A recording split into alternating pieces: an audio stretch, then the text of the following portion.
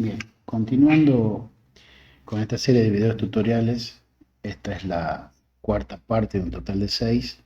Vamos a explicar el funcionamiento dentro de lo que es la herramienta de rendición de cuentas digital versión 1.0, el funcionamiento y algunas particularidades de carga de las hojas de cálculo, conciliaciones bancarias y composición de los saldos.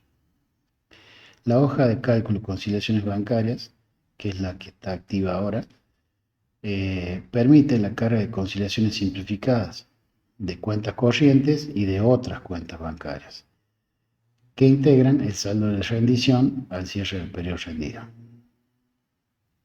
Los datos de organismo y de periodo rendido no se completan, se autorrellenan desde la carga ya efectuada en la hoja de datos generales. Sí se deben completar, como en el resto de las hojas de cálculo, las celdas de color, rellenas de color gris, que en este caso están destinadas a la identificación de la cuenta y a los valores de los conceptos que integran la conciliación. En el caso de este ejemplo, ustedes verán que ya hay una precarga de datos a los efectos de facilitar la explicación, pero vamos a utilizar el sector de otras cuentas bancarias para dar un ejemplo cortito y simple de un control que hace la planilla. Si yo cargo el banco y fundamentalmente cuando cargo el número cualquiera,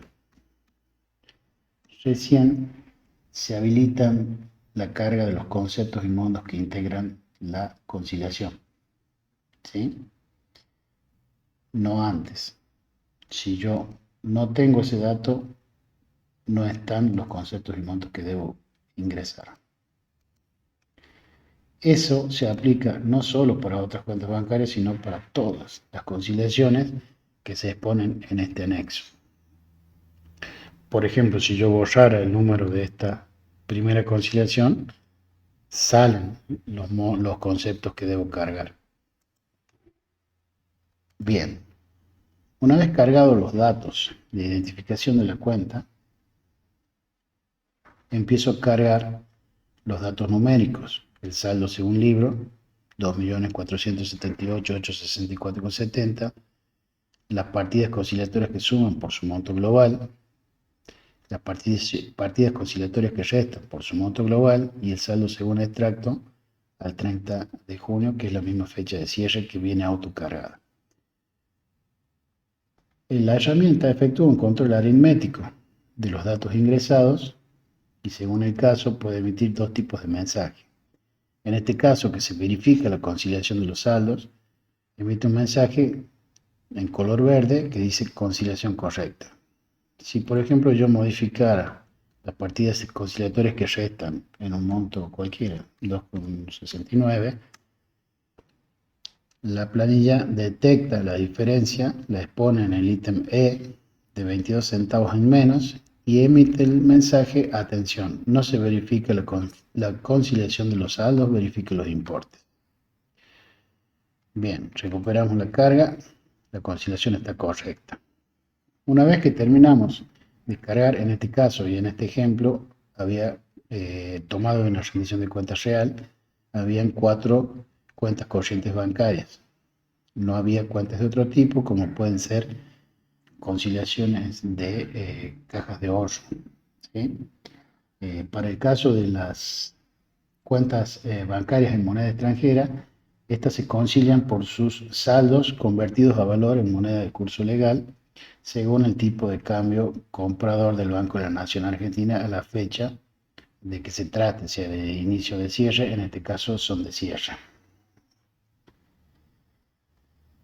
Como particularidad, se admite la carga de hasta 45 conciliaciones bancarias de cuentas corrientes y hasta 20 conciliaciones de otras cuentas bancarias. De ser necesario informar más de cuentas de conciliaciones, se deben utilizar las celdas disponibles para las cuentas más significativas, o sea, para los primeros 44 lugares para las cuentas corrientes y los primeros 19 lugares para las otras cuentas bancarias, se utilizan para la carga de los datos. Y en el último renglón, es decir, el renglón 45 o el renglón 20, según el caso, se deben agrupar el resto de las cuentas faltantes. En este caso, se debe adjuntar un archivo de hoja de cálculo con el detalle de los conceptos y montos que se han agrupado, ¿sí? Por ejemplo, sería el caso de que tengamos 47 cuentas corrientes. En este caso se llenan los primeros 44 lugares con las más significativas y en el último espacio, en el espacio número 45, se pone la sumatoria de los conceptos y montos de la cuenta 45, 46 y 47. Hasta acá se completa la carga de esta hoja de cálculo y pasamos a la hoja de composición de los saldos. La hoja de composición de los saldos permite la carga del anexo de composición de saldos al inicio y cierre del periodo rendido, ¿sí? En este caso está dispuesta en 4 apartados: el A de saldo en caja, el B de saldo en cuentas corrientes bancarias, el C de saldo en otras cuentas bancarias y D de sus responsables pendientes de rendido. Los datos de organismo y periodo, como en todas las hojas, se autocompletan, no se deben completar. Además, esta hoja tiene la particularidad de rellenarse o de autorrellenarse parcialmente. La identificación de las cuentas, tanto las cuentas corrientes como las otras cuentas, la identificación y los saldos al final del periodo vienen automáticamente desde la carga efectuada ya en la conciliación bancaria. Los saldos según libro al cierre se trasladan automáticamente a la composición del saldo al cierre, ¿sí? Por lo que en estos casos solamente se debe aportar la información referida al saldo al inicio. También se deben cargar, para el caso de las tenencias en efectivo o valores, los saldos al inicio del cierre según las registraciones contables del organismo. En el caso de las disponibilidades en monedas extranjeras, se exponen a su valor de moneda de curso legal, convertidas al tipo de cambio del Banco de la Nación Argentina, al tipo comprador, a la fecha de inicio y cierre, o la fecha del último día hábil inmediato anterior, si fuera inhábil cambiario. Ahora bien, según ese tipo de disponibilidad sea en efectivo, irán expuestas en el apartado A. Si son saldos bancarios, pueden ir en el apartado B o C, y dependiendo de ello van a ir completándose los saldos al inicio y cierre. Si es en efectivo, se deben completar los dos. Si es en cuentas bancarias, la parte final viene trasladada de las conciliaciones y la parte al inicio se debe completar. En el ítem o en el punto D de subresponsables pendientes de rendir, en este caso hay una precarga de dos conceptos: un fondo permanente y un fondo pendiente de rendir sin especificar.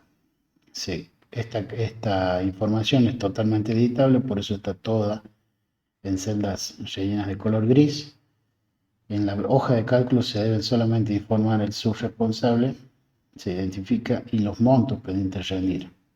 En archivo adjunto, tipo Word o Excel, se debe informar la identificación completa de los subresponsables, es decir, el apellido y nombre, DNI, domicilio, cargo, instrumento de autorización, fecha de entrega, montos, rendiciones parciales si es que las hubiera, etc.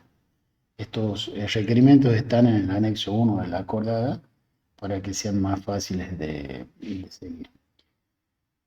De ser necesario informar más conceptos e importes que integren el saldo inicial o final, se deben utilizar las celdas disponibles con los más significativos y agrupar en el último renglón los faltantes. En este caso, se deben adjuntar también, siguiendo la misma lógica que para los casos anteriores, archivo adjunto que se sube al sistema SAETC con el detalle de los conceptos y montos agrupados. En general, se admiten hasta 3 renglones para carga de otros conceptos de saldo en caja. Se admiten 45 cuentas corrientes bancarias que ya habíamos visto, 20 otras cuentas bancarias y 25 subresponsables pendientes de rendir. ¿Sí? Una vez terminada esta carga, al final de la segunda parte de la planilla, vemos que está el saldo total al inicio de 7.879.625,95 y al cierre de 7.472.626,46. Estos montos, los saldos totales al inicio y al cierre, se trasladan automáticamente sin posibilidad de edición al balance de rendición de cuentas y aparecen como saldo al inicio en el balance y como saldo al cierre. Es importante tener especial cuidado en la carga de estos datos porque impactan directamente en el balance de rendición. Bien, hasta acá el detalle o la explicación de las hojas de datos, de la hoja de cálculo, conciliaciones bancarias y composición de los saldos. Lo invito a continuar con el resto de los tutoriales para el análisis de las hojas de cálculo que están faltando, que son ejecución presupuestaria de recursos y gastos, registros, comprobantes y cheques y el balance de rendición de cuentas.